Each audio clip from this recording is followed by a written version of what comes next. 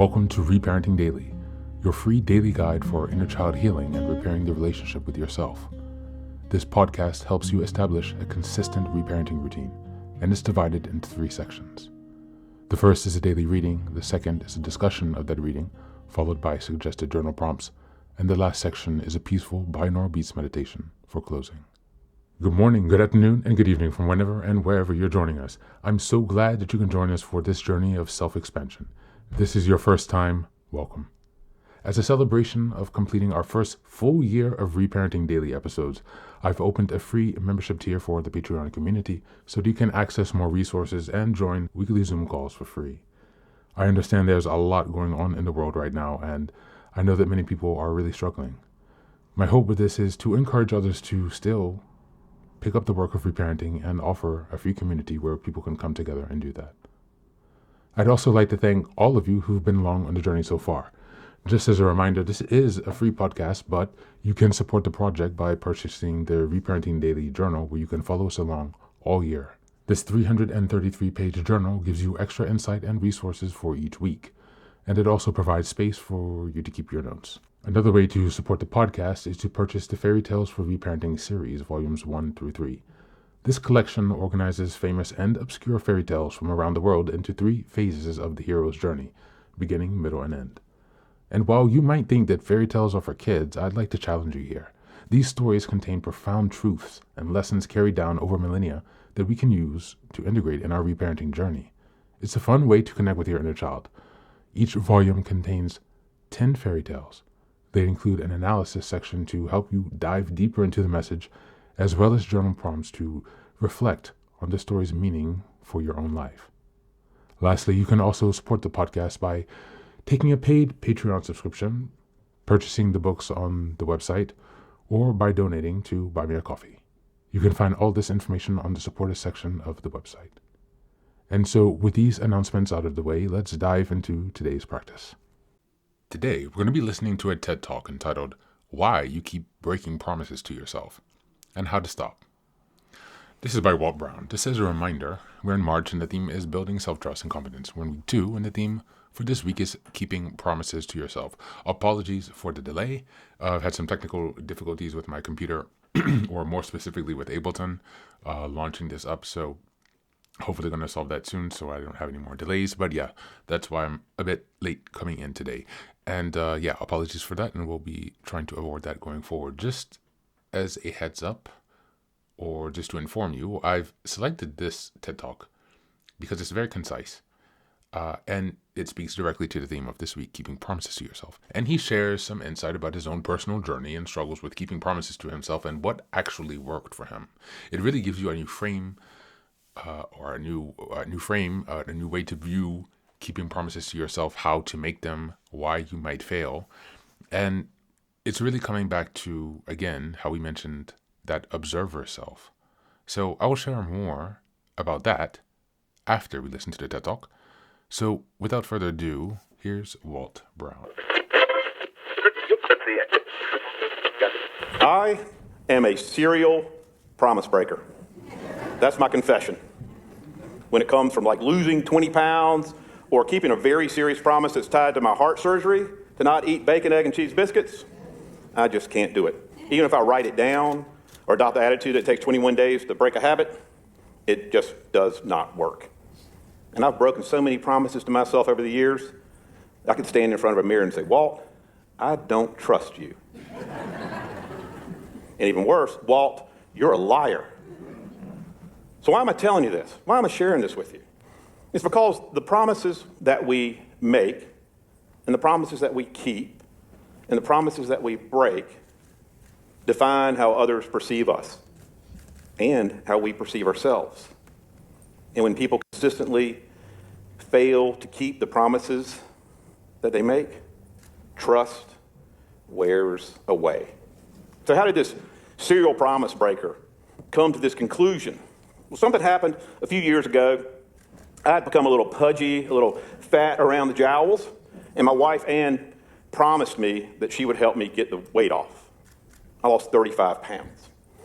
Ann pushed her promise into being, and I grabbed it and pulled it, and we made it happen together. And I asked myself, what just happened? Was it Ann's effort, or was it the promise? And the answer came in the writings of Stephen Darwall, Yale University professor of philosophy. And this is what he writes about promises. Number one, a promise must be between two humans. And number two, a promise must be accepted in order for it to have any power or any effect. Maybe that's why all the promises we've been making to ourselves over all the years have been failing. I'm not two people, so I can't make a promise to myself, and I certainly can't accept it because it's never happening. If we buy into that, then we can understand maybe that's why our frustration is around promises we make to ourselves. But if you want the power of what you perceive a promise made to yourself is, then possibly ask for help. Ask for somebody to help you. And when they promise to say, I'll help you, you grab their promise and you combine their energy with your energy, and we can make amazing things happen. So now I'm going to talk a little bit about promises at work and how they have the potential to shape trust. So just a little bit of context. What I do for a living, my day job, is I come in from the outside of companies and get really deep on the inside of companies to figure out how they work and what doesn't work. I'm what you might call a management consultant. I know, boo, boo, boo, down with the management consultant. But that's what I do. And I've seen my fair share of confusion and dysfunction and lack of trust at work. And this lack of trust comes from the fact that companies are not paying attention to the promises that they're making, or they're even unaware of the promises that they're making. Like classic promises that employers are making to employees. Here's your job description.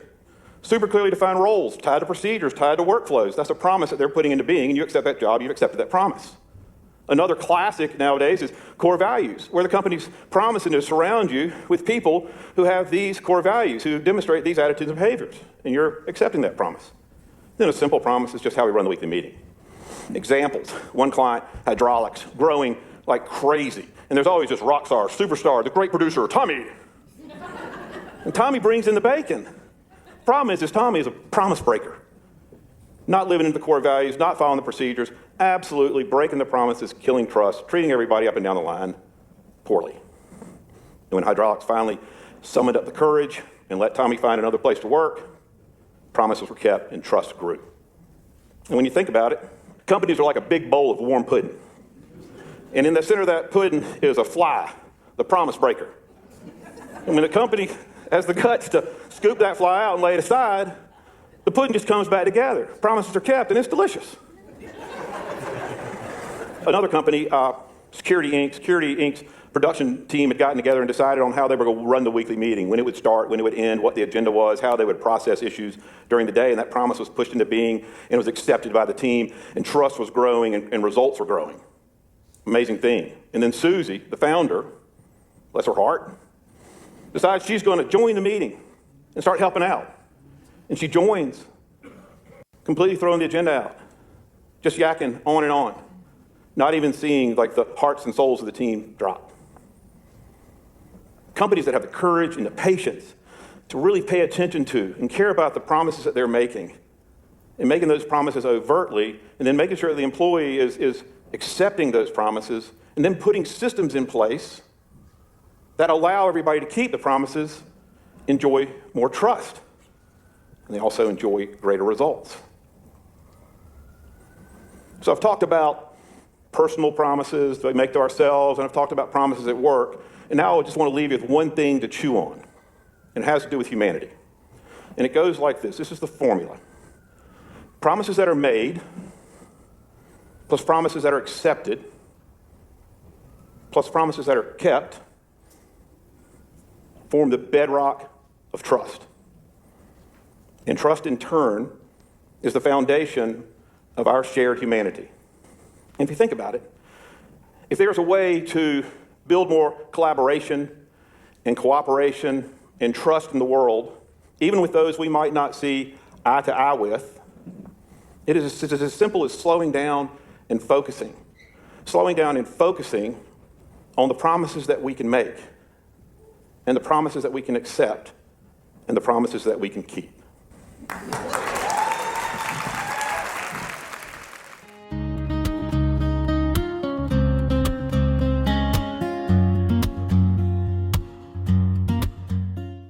guys, welcome back. So, this TED Talk, as you see, uncovers a secret that helps keeping promises to yourself to help make that process easier. He shares with us his experience, his struggles.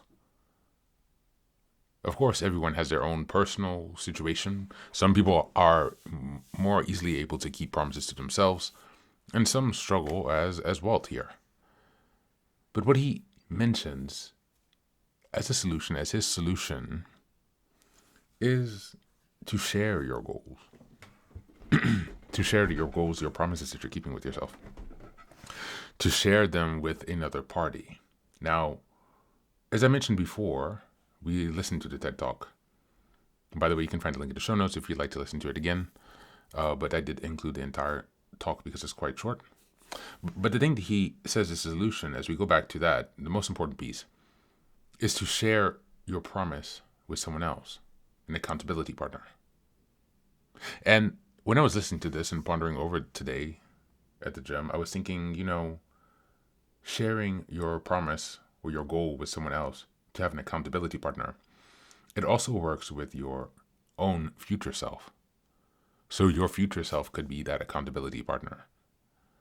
And it requires a visualization, meditation, mindfulness practice to regularly come in contact. Of course, I think it's maybe more effortful than if you have someone else, helping you, an external person.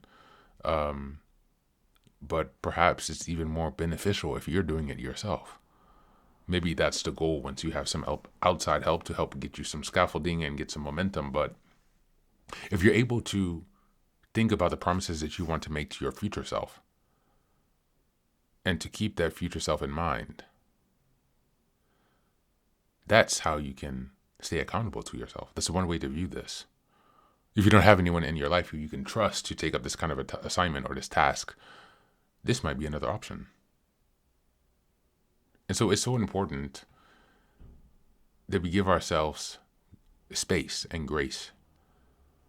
He did not go into why he struggles with keeping promises to himself, but some of the articles that we've read this week so far have touched on that. So we're beginning to develop an understanding of why keeping promises to yourself could be so hard.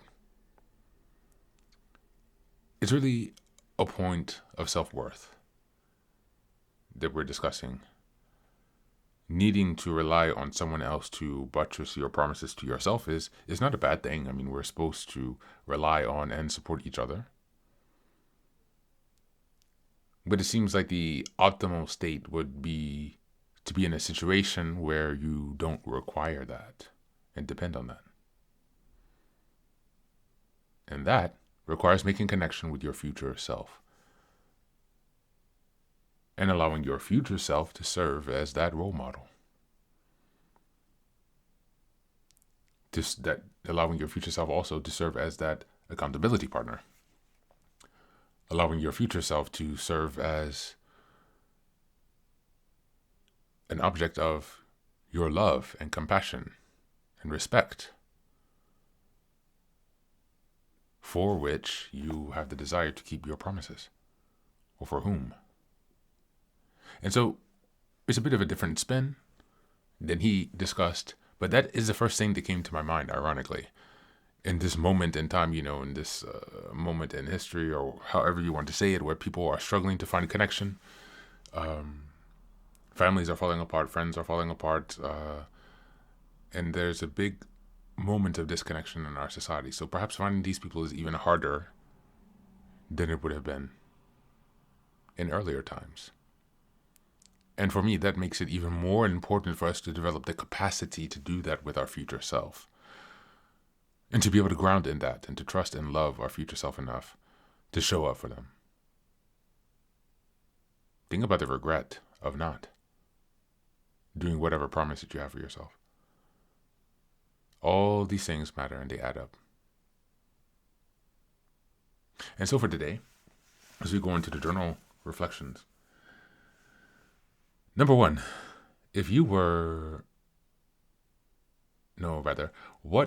I'm doing these from the fly now, so I'm a bit tired today. Number one, What is the last promise that you made to yourself that you broke? And why did you break it? And how did you treat yourself after? Number 2, what's a promise that you've kept to yourself that you feel very, very proud of? That you can consciously acknowledge the positivity, happiness, the vitality that you gain from that. And number 3, what solutions have previously worked to keep you on track to keeping your promises to yourself? What solutions have worked? Keeping an accountability partner, noting things down, keeping data. And if that hasn't been the case, then what are the things that are really blocking you and where can you grow? That's it for today. As always, thanks for being here. Take care of yourself and please do be well.